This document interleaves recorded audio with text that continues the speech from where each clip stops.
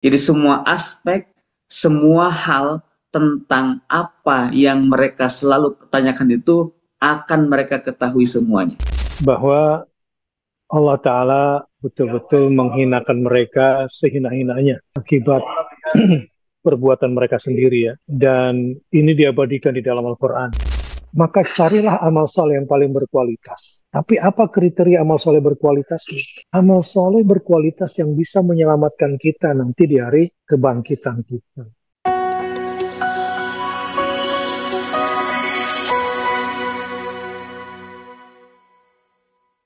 Oke lah kalau gitu bismillahirrahmanirrahim. Kita masuk ke ayat 4 pada malam hari ini. Kalla saya'lamun. Tidak begitu. Tetapi mereka akan ketahui. Ini kata Tuan Hasan. Tapi saya tidak bisa baca note-nya ya. Langsung saja. Jadi, kalla saya'lamun. Tidak begitu. Saya'lamun. Tetapi mereka akan ketahui. Kemudian, Buya Mahmud Yunus. Kalla sekali-kali jangan demikian. Saya'lamun. Nanti mereka akan mengetahui kebenaran. Jadi ayat ini ditujukan kepada mereka yang saling bertanya-tanya tentang berita besar dan pertanyaan itu menjurus kepada pendustaan. Selain keingkaran, juga menjurus kepada pendustaan. Tengku,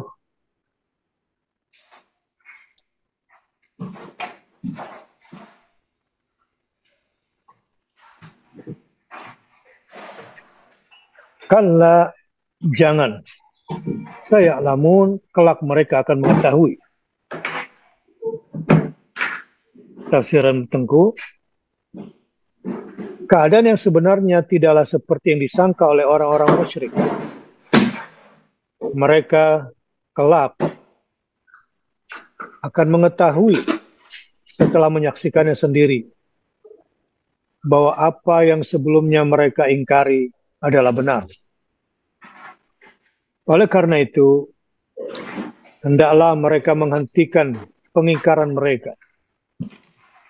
Dalam waktu dekat, mereka akan mengetahui hakikat yang sebenarnya.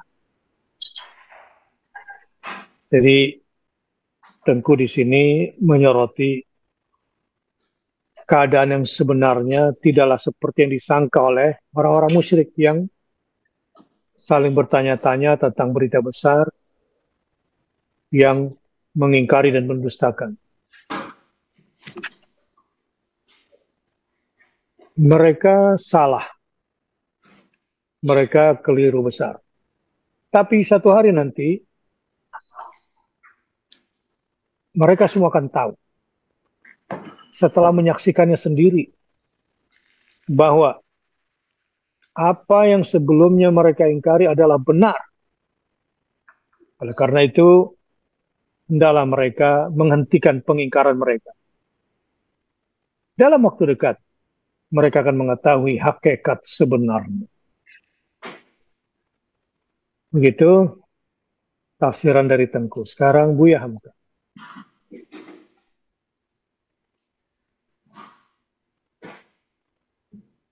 Pangkal ayat 4. Kalla, jangan. Artinya, tidaklah ada perlunya dipertengkarkan atau mereka tanya-menanya dalam soal yang besar itu. Karena saya'lamun, ujung ayat 4. Kelak mereka akan tahu, saya'lamun, kelak mereka akan tahu. Tafsirnya, tegasnya, kalau mereka bertengkar atau tanya-menanya dalam persoalan yang besar itu, sehingga keputusan tidak ada, Namun pada akhirnya kelak mereka pasti akan tahu juga, atau segala yang mereka tanyakan itu tidak lama lagi pasti menjadi kenyataan, karena ketentuan yang digariskan oleh Allah, tidak ada tenaga manusia yang dapat menahannya. Begitu Buya Hamka, yang tekanannya di sini bahwa mereka masih bertengkar, saling tanya-menanya, yang tidak berujung ya.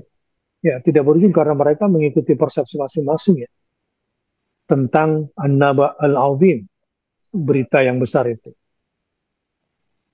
Tapi pada akhirnya, kelak mereka pasti akan tahu juga, kalau segala yang mereka tanyakan itu tidak lama lagi pasti menjadi kenyataan. Karena ketentuan yang digariskan oleh Allah, tidak ada tenaga manusia yang dapat menahan. Nah, begitu tekanan dari Buya Hamka. Silakan Ustaz Deden.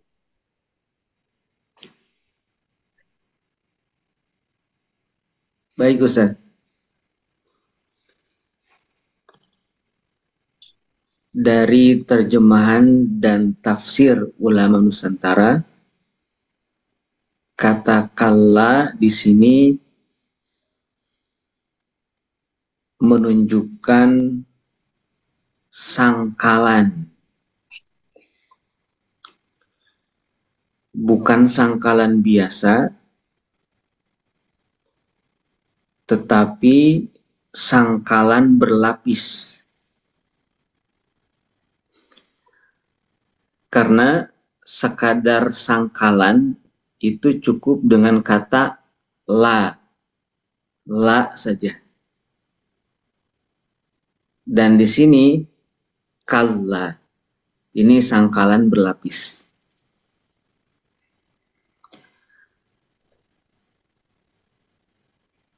Sebagaimana lapis-lapisnya keingkaran dan lapis-lapisnya kebodohan mereka. Di dalam Al-Quran banyak diulang kata kalla sebagai sangkalan berlapis karena keingkaran dan kebodohan orang-orang yang disangkal perkataannya, disangkal pemikirannya, itu berlapis. Seperti di sini.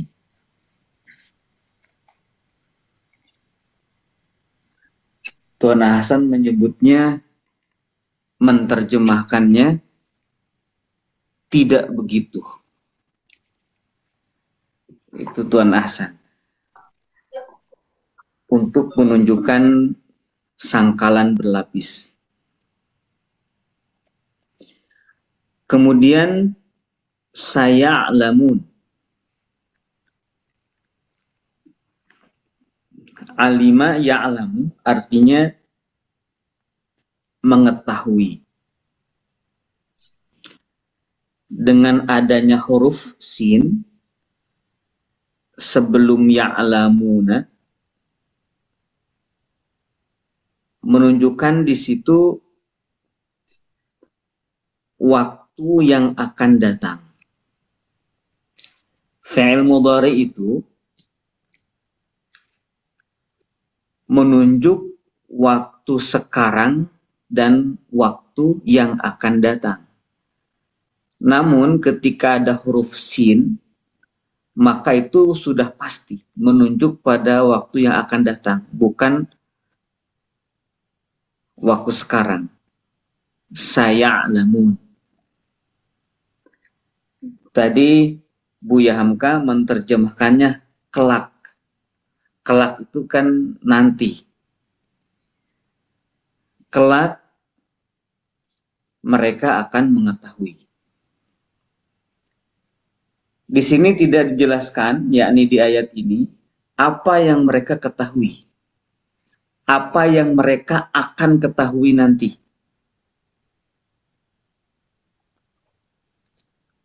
Tentu yang akan mereka ketahui nanti itu adalah apa yang mereka selalu pertanyakan itu. Dalam hal apanya? Dalam semua aspeknya. Jadi semua aspek, semua hal tentang apa yang mereka selalu pertanyakan itu akan mereka ketahui semuanya. Kepastiannya akan mereka ketahui. Keberadaannya akan mereka ketahui. Kemudian hal-hal yang mereka yang terjadi di saat itu juga akan mereka ketahui. Bahkan bukan hanya mengetahui biasa, mereka akan merasakan semuanya itu. Ini kan an-naba'ul azim, akan merasakan semua. Jadi terlibat langsung. Mereka tidak percaya azab gitu ya. Mereka akan melihat azab dan merasakan azab itu. Karena kan biasanya kalau orang melihat doang kurang percaya tuh. Nanti mereka yang tidak percaya ya akan diberikan tuh. Jadi biar benar merasakan, melihat, merasakan. Jadi semuanya yang mereka ketahui itu semua hal tentang An-Naba'ul Azim yang selalu mereka pertanyakan itu. Dan tadi di para ulama Nusantara juga sudah ada ulasannya tentang apa yang dimaksud dari hal yang akan mereka ketahui itu. Nah, sekarang kita masuk kepada hidayah daripada tadabbur ayat ini untuk beberapa menit ke depan. Bahwa Allah Ta'ala betul-betul menghinakan mereka sehina-hinanya akibat perbuatan mereka sendiri ya. Dan ini diabadikan di dalam Al-Quran. Bahwa si pendusta itu yang mengingkari ini betul-betul satu hari nanti akan kaget. Dan itu pasti terjadi. Disebabkan mereka sudah tahu ya, bukan mereka belum tahu. Ya, bukan berarti mereka belum tahu. Mereka sudah tahu. Karena pengetahuan yang sudah sampai kepada mereka itulah akhirnya mereka bertambah diingatkan lagi oleh Allah Ta'ala di ayat ini. Nah, karenanya buat kita semua, terutama saya yang dari Mekah ini, kayaknya berkewajiban menyampaikan bahwa saya melihat wukuf di Arafah itu adalah simulasi peristiwa hari kiamat nanti akan terjadi. Karenanya, jangan sampai kita seperti orang-orang yang mendustakan di ayat ini. Mereka memang mendustakannya secara langsung. Kalau kita boleh jadi mendustakannya secara tidak langsung. Buktinya, ya buktinya sangat sedikit dari perbuatan kita yang kita tujukan demi ya menghadapi hari kebangkitan nanti. Kalau kita mau telusuri, ternyata mayoritas aktivitas kita, bahkan yang sampai haji di sini pun mayoritasnya bukan ibadah, bukan mempersiapkan wukuf di Arafah. Bahkan semalam, ketika beberapa tamu minta ketemu saya dan beberapa asatidz pembimbing-pembimbing dan pemilik travel, saya bilang, kalian tahu nggak? Kebanyakan tausiah-tausiah di Arafah itu nggak nyambung. Begitu pula manasik-manasiknya. Terutama dari sisi membangun keimanan pada hari kebangkitan nanti, pada Yaumul Hasyr, di wukuf di Arafah itu. Sehingga tampak dari persiapan yang sangat kurang dalam menghadapi hari wukuf di Arafah itu. Jadi saya berpikir, bagaimana ya konstruksi keimanan yang harus saya bantu untuk diri saya sendiri dan jamaah, konstruksi beriman kepada hari akhir, supaya nanti itulah yang dirasakan pada saat wukuf di Arafah nanti. Jadi jangan sampai wukuf itu kayak pindah tempat zikir, pindah tempat doa dari Indonesia pergi ke Arafah. Bukan. Tapi itu yang ada di mayoritas kepala jamaah haji. Jadi kebanyakan jemaah haji datang ke sini melihat Arafah itu bukanlah terkait dengan hari kebangkitanmu. Kayak pindah tempat zikir, pindah tempat doa. Nah, untuk itu, apalagi besok, kalau besok di sini sudah masuk 1 Zulhijjah. Ya, masuk 1 Zulhijjah itu berarti kita sudah masuk kepada hari istimewa. Hari istimewa dari tanggal 1 sampai tanggal 10 Zulhijjah itu. Nah, saya bilang sama jemaah haji saudara, Anda berada di dua kondisi yang luar biasa. Satu, berada di tanah suci. Dua, berada di hari yang dimuliakan. Tanggal 1 sampai tanggal 10. Maka carilah amal soleh yang paling berkualitas. Tapi apa kriteria amal soleh berkualitas? Amal soleh berkualitas yang bisa menyelamatkan kita nanti di hari kebangkitan kita. Nah, dikumpulin tuh amal soleh apa? Amal soleh apa yang paling berkualitas yang bisa menyelamatkan kita nanti di yaumil hasyr. Tadabur-tadabur ini saya berikan tadi ke jamaah, tapi kepada jamaah tadabur tentu berbeda ya konteksnya. Berbeda konteksnya, tetapi saya ingin tegaskan bahwa kalau kita mau tadaburi sebetulnya, pendustaan itu terjadi sama kita. Cuma enggak terus terang,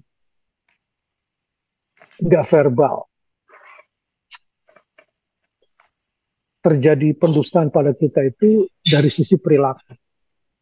Dan kita kurang berorientasi pada hari kebangkitan. Hari di mana bahkan malaikat Jibril tidak berani bicara. Para malaikat berdiri bersaf-saf. Tidak berani ngomong dan tidak boleh ngomong. Kecuali yang diizinkan oleh Ar-Rahman. Dan yang dikatakan harus sesuatu yang benar. Dan tidak mungkin boleh salah. Ini kan menggambarkan betapa hari itu begitu agung. Begitu dahsyat, begitu besar. Nah, hari-hari yang kita jalani hari ini jangan sampai terputus dengan hari yang besar itu. Dengan hari yang agung itu. Begitu ya. Ini sedikit tadabbur dari saya terhadap kalla. Artinya kata kalla ini bisa saja ditujukan kepada kita ya. Bukan kepada orang Quraisy saja. Ini kan kita disuruh ambil pelajaran dari ayat ini. Kemudian yang juga penting untuk kita pelajari di sini.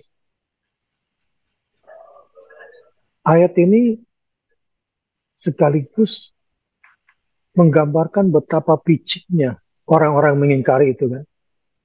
Kalla saya alamun. Kalau saya alamun di sini ya bukan mengetahui bahwa hari kiamat itu ada, kebangkitan ada, bukan. Saya alamuna di situ artinya mereka akan tahu akibat yang bakal menimpa mereka. Karena kejadian hari kiamat, hari kebangkitan itu sudah sampai beritanya kepada mereka. Jadi mereka yang sudah sampai berita itu lalu mendustakan, nah di sini letak kebodohan mereka. Pertama dia meragukan informasi Allah, dua dia meragukan kemampuan Allah, yang ketiga dia meragukan fakta yang pasti bakal terjadi. Alih-alih mereka mengambil hikmah, bagaimana kita ya, setelah mendengar ini kan harusnya kita banyak mengambil hikmah kan. Jangan sampai kita termasuk orang yang bodoh yang ditentang Allah tadi, yang pakai kal, harfu rada wa zajr. Jadi penghinaan dan pencegahan. Maka hikmah yang harus kita ambil agar kita tidak termasuk orang-orang yang bodoh, yang tidak tahu ilmu akan hari kebangkitan, maka ya perbanyaklah doa-doa yang kita minta tuh ke akhirat.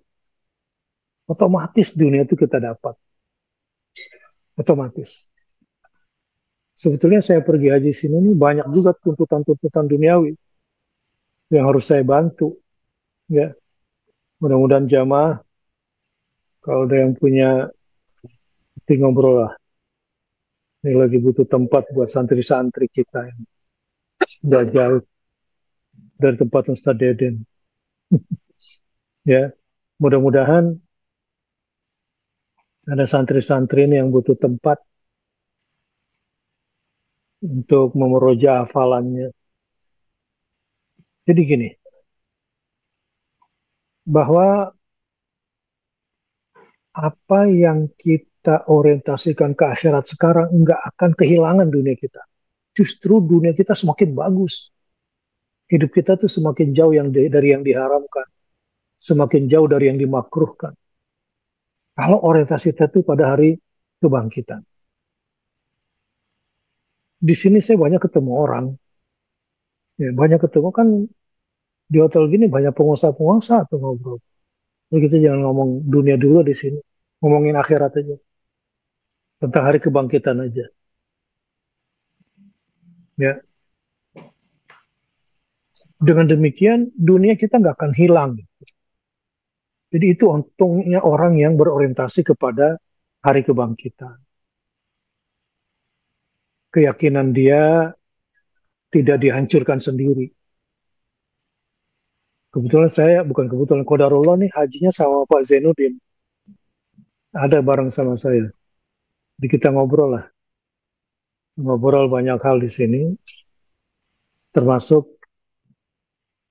tentang astronominya lah. Bagaimana bisa menjadi dakwah ke depan. Nggak usah bicarain dunianya. Kita bicara akhirat dan kebangkitannya aja. Tapi insya Allah pahala terus mengalir. Semoga kita selalu bisa mengingat hari yang sangat agung itu dan semoga kita dimampukan oleh Allah untuk selalu waspada tentang berita besar yang pasti terjadi. Ya, apalagi jamaah yang di sini yang umurnya sudah rata-rata jelang mati, cuma sofa yang kelihatannya masih dan anak-anak kecil di sini. Nanti kalau ngaca sadar bahwa kematian itu bisa datang kapan aja. Ya, lagi dandan, buka hijab, ya rambutnya ternyata tinggal segini ya. Mau pakai anti rontok pun ya tetap aja begitu. Kulit juga mau dipakai apapun, ya tetap aja begitu.